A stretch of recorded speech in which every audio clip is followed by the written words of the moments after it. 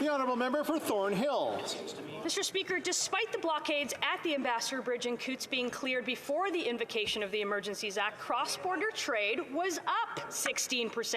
These figures raise obvious questions about the government's use of the Act, a decision the government justified by threats to economic security.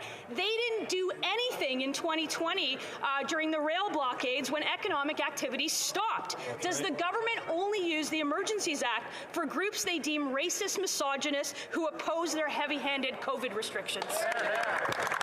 The Honourable Minister of Public Safety. Mr. Speaker, it is utterly astonishing to hear the Conservative Party continue to bury their heads in the sand as to the serious events that occurred during January and February.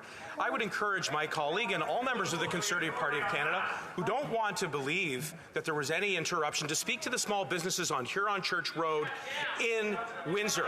Talk to the member for Windsor West. Talk to the member for Windsor-Tecumseh who've spoken with those businesses, Mr. Speaker. They were shut down. That was because of the illegal blockades. We're helping them trade and travel are going again. And thankfully, it was because we invoked the Emergencies Act. The honourable member for Thornhill.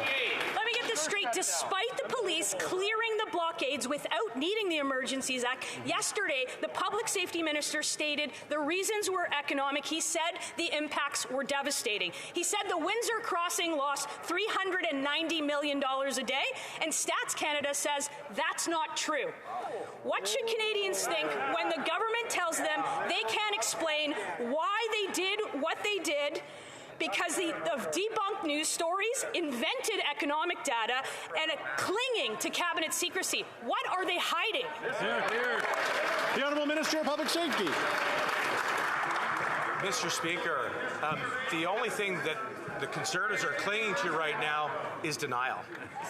And I have to say that before coming into this chamber and spouting off statistics in the abstract, I would encourage my colleague to speak with the Canadians outside of this chamber in Ottawa who could not leave their homes. I would encourage my honourable colleague to speak with the many small businesses, not only in Windsor, but in Coots, in White Rock, who were absolutely devastated by these illegal blockades. Mr. Speaker, it was only after we received advice from police that we invoked. It worked, and now we're going to make sure that we cooperate with these inquiries so that